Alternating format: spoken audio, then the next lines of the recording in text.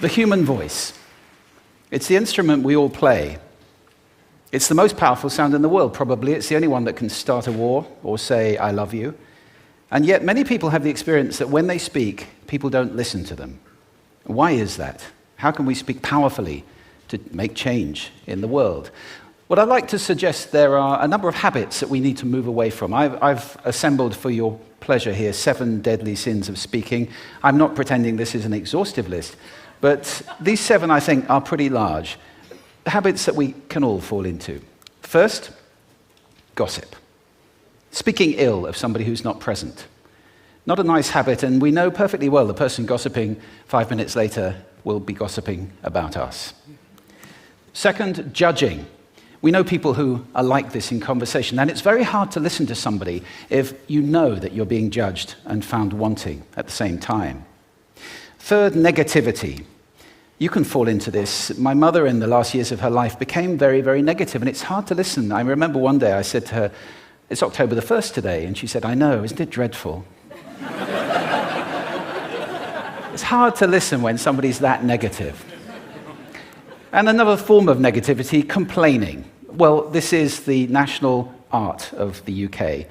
It's our national sport. We complain about the weather, about sport, about politics, about everything. But actually, complaining is viral misery. It's not spreading sunshine and lightness in the world. Excuses. We've all met this guy. Maybe we've all been this guy. Some people have a blame thrower.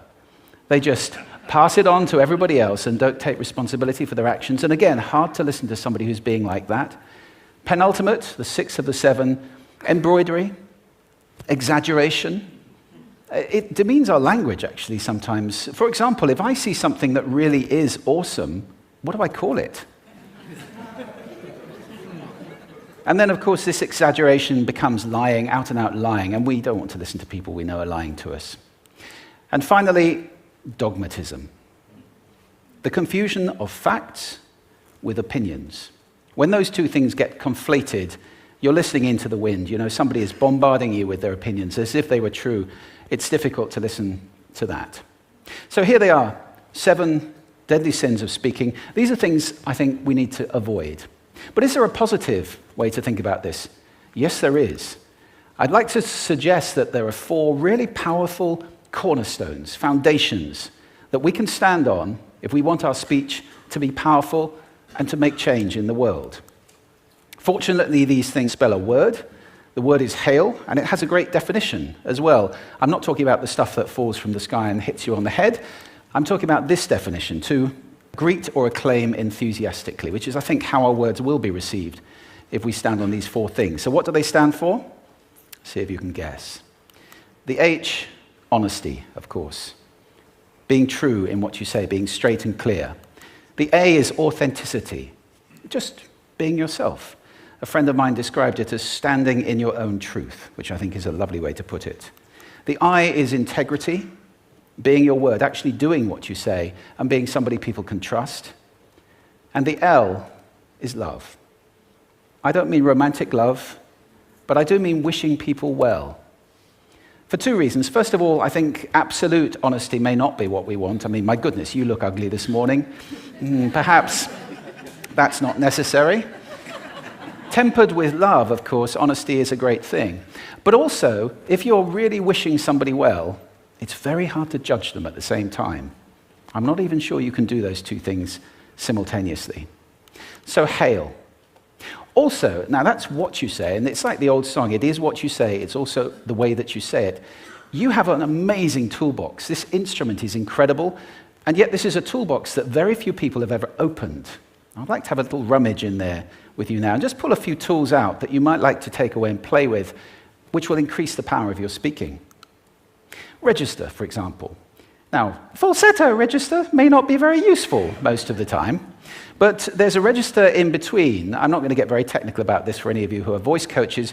You can locate your voice, however. So if I talk up here in my nose, you can hear the difference. If I go down here in my throat, which is where most of us speak from most of the time, but if you want weight, you need to go down here to the chest. You hear the difference? We vote for politicians with lower voices. It's true, because we associate depth with power and with authority. That's register. And we have timbre. It's the way your voice feels. Again, the research shows that we prefer voices which are rich, smooth, warm, like hot chocolate. Well, if that's not you, that's not the end of the world, because you can train. Go get a voice coach. And there are amazing things you can do with breathing, with posture, and with exercises to improve the timbre of your voice. Then prosody. I love prosody. This is the sing-song, the meta-language that we use in order to impart meaning. It's route one for meaning in conversation.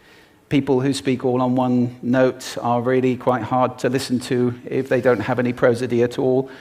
That's where the word monotonic comes from, or monotonous, monotone. Also, we have repetitive prosody now coming in, where every sentence ends as if it were a question, when it's actually not a question, it's a statement. And if you repeat that one over and over, it's actually restricting your ability to communicate through prosody, which I think is a shame. So let's try and break that habit. Pace. I can get very, very excited by saying something really, really quickly, or I can slow right down to emphasize. And at the end of that, of course, is our old friend, silence. There's nothing wrong with a bit of silence in a talk, is there? We don't have to fill it with ums and ahs. It can be very powerful. Of course, pitch often goes along with pace to indicate arousal, but you can do it just with pitch. Where did you leave my keys? Where did you leave my keys? It's a slightly different meaning in those two deliveries. And finally, volume. I can get really excited by using volume, sorry about that if I startled anybody, or I can have you really pay attention by getting very quiet.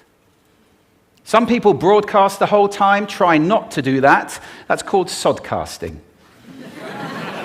Imposing your sound on people around you carelessly and inconsiderately, not nice. Of course, where this all comes into play most of all is when you've got something really important to do. It might be standing on a stage like this and giving a talk to people. It might be proposing marriage, asking for a raise, a wedding speech, whatever it is. If it's really important, you owe it to yourself to look at this toolbox and the engine that it's going to work on. And no engine works well without being warmed up. Warm up your voice. Actually, let me show you how to do that. Would you all like to stand up for a moment? I'm going to show you the 6 vocal warm-up exercises that I do before every talk I ever do. Anytime you're going to talk to anybody important, do these. First, arms up, deep breath in, and sigh out, like that. One more time. Very good. Now we're going to warm up our lips, and we're going to go bop, bop, bop, bop, bop, bop, bop, bop. Very good. And now, just like when you were a kid. Now your lips should be coming alive. We're going to do the tongue next with exaggerated la, la, la, la, la, la, la, la, la. Beautiful. You're getting really good at this. And then roll an R. That's like champagne for the tongue.